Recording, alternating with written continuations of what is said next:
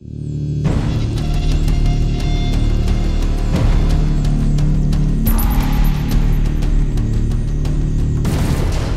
there, my name's Scott and I'm going to be doing a review on the Lampornis, which is a wooden DNA20 box mod, which obviously from a French website at www.Picolibri.Fr. Before I start, I must point out I did receive it free of charge for the purpose of conducting a review. My opinion of the product remains true, honest and accurate as always.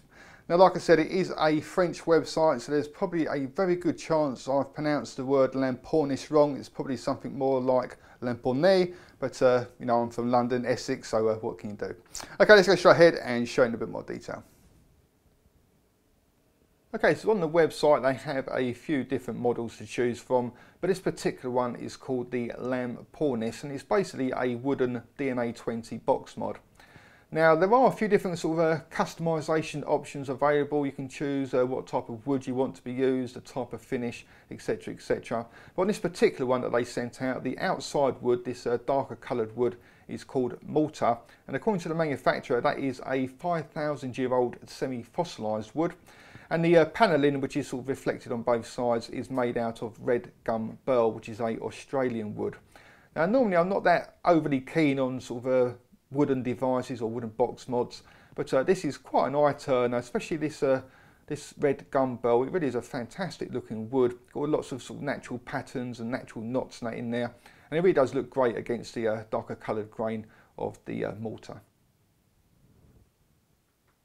On top you're going to find a 510 atomizer connector, but as you can see it's right down the bottom of this quite deep hole. And this has been designed to allow your atomizers to actually sort of sink inside the Lampornis. And I think it gives it a much nicer look, plus it's also going to add that little bit of extra protection if you did happen to drop it. Now, the hole size is one of the customization options, and this particular one is for a 22mm atomizer. So for example, then I've got my Doodlebug SE here, which is a 22mm atomizer. I can screw that all the way down, and it's going to sort of hide, you know, probably half of it. And like I said, I think it just gives it a really nice look. Just next to the atomizer, you're going to find the button or the switch. And it's a really nice switch to use. Got a big, large surface area there. It's very responsive. You can press it right on the edge.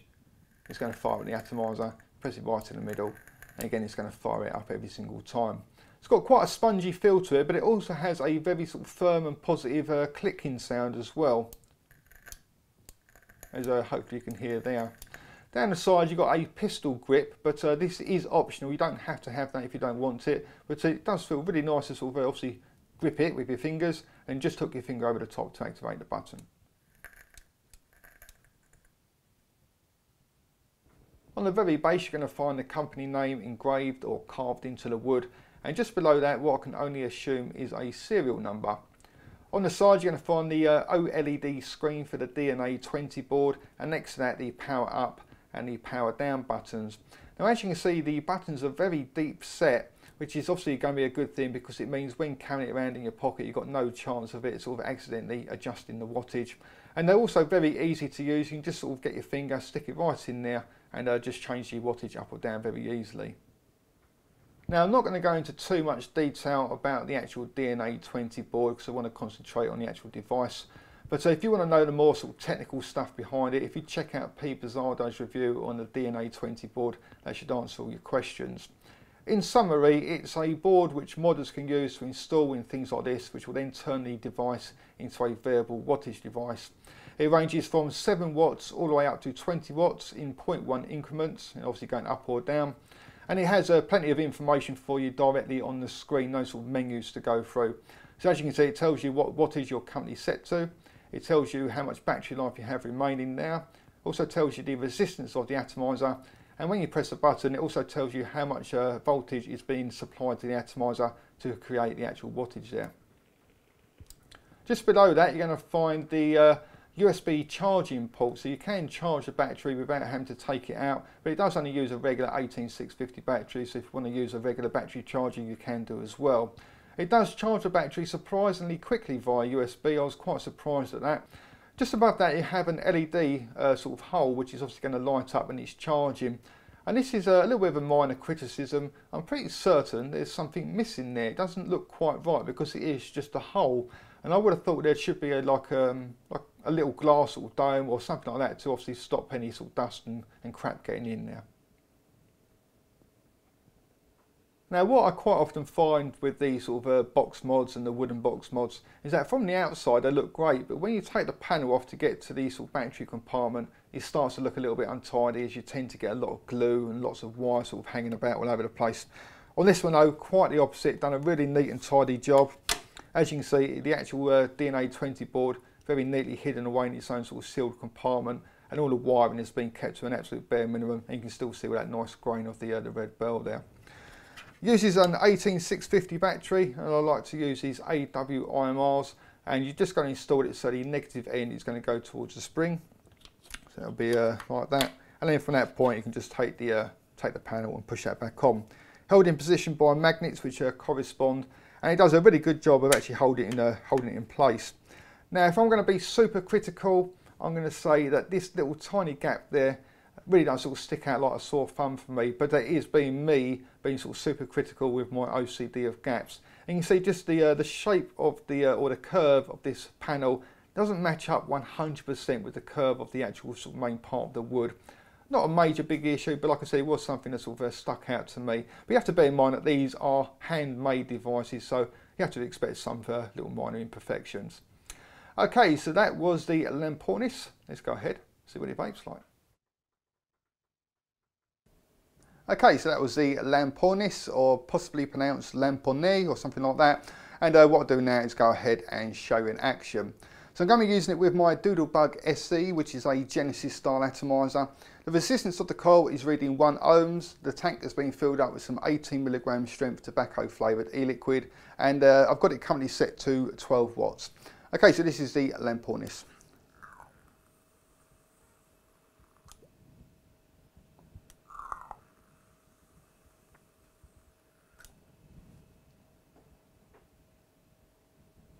So as you can see, like vaporizer, getting plenty of vapour out of it.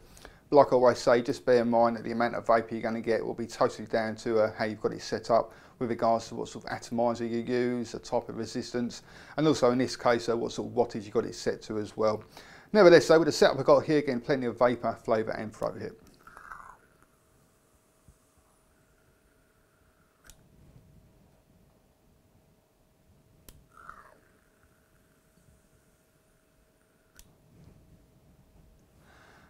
The build quality of the Lampornis, very, very good. You know, you have to bear in mind these are 100% sort of handmade devices, so you are likely to get the odd little sort of imperfection here and there, but overall it's a really nicely made device. My only sort of slight sort of criticism of the build quality is that the panel on one side, it doesn't quite match up right in the very corner. It has got that little bit of a gap there. We can see it's a slightly different sort of curved shape. Nothing major. It, like for 99.9% of the people out there, they probably wouldn't even notice it, but it was something that my sort of my OCD side did tend to pick up on. But other than that though, it is a very nicely made device, and I really like how neat and tidy it is inside of it.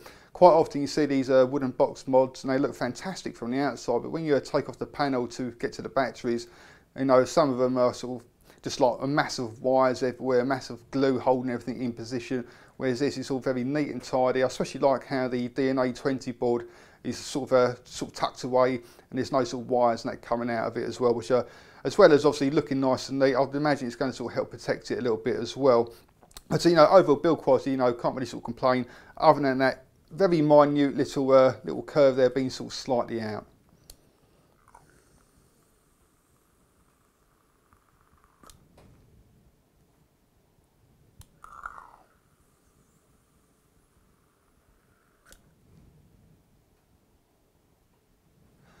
The battery life is a bit of a strange one. This is the second sort of DNA20 device that I own now, and I find the batteries do tend to sort of, it does tend to chew through the batteries quite quickly.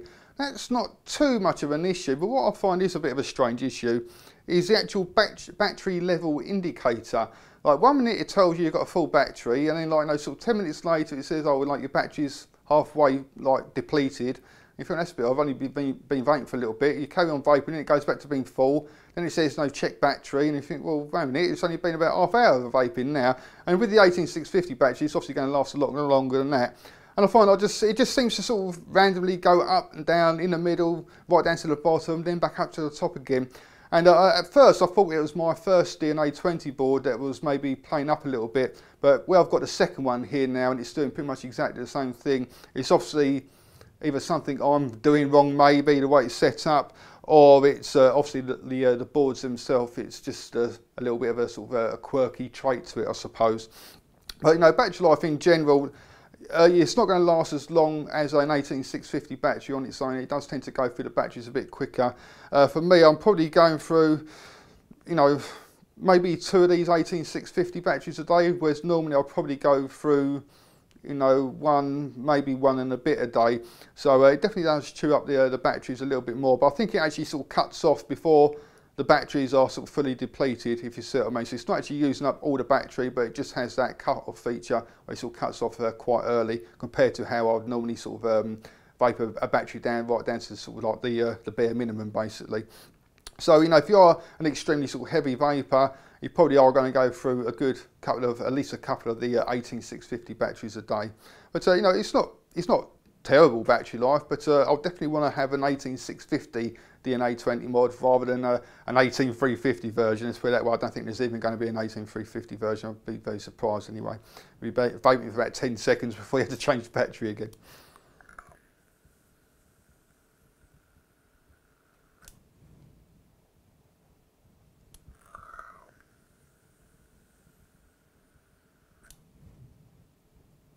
The switch, you know, it's a lovely switch. It sort of reminds me of the old Silver Bullet from a good few years ago now. It's a bit like that sort of switch.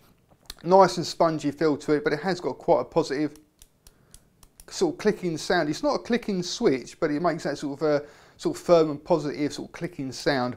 And like I said, the overall sort of sponginess or the tension of the spring for me is really nice. It's got a big large surface area there as well, and you know, it's electronic, so every time you press it, it's going to fire up every single time. So just basically a really nice switch to use.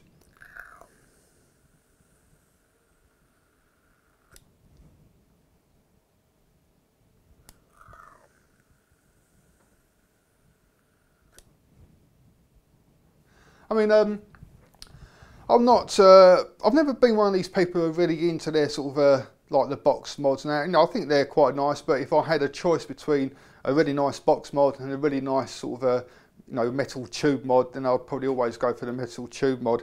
But this one, there is something about it that is a little bit special. I really like the woods.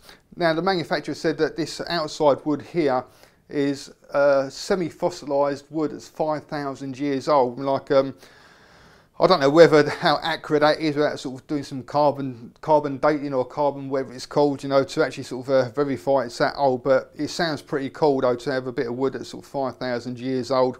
And the red gum burl is it's a great looking wood. It really is. It reminds me of the sort of wood you'd have on like an old-fashioned sort of luxury desk. You know, like on the Antiques Roadshow, you'd have a really nice sort of old-fashioned wooden desk, and it's a sort of wood that would be like inlaid on top of it. You've got all the really nice natural sort of swirls of the wood, plus these sort of natural knots as well. I think they're called knots anyway, like the little sort of divots, I suppose you'd call them. And, you know, combined together, it really does make for a very nice looking wooden device. You know, can't really sort of fault that at all. Very nice indeed.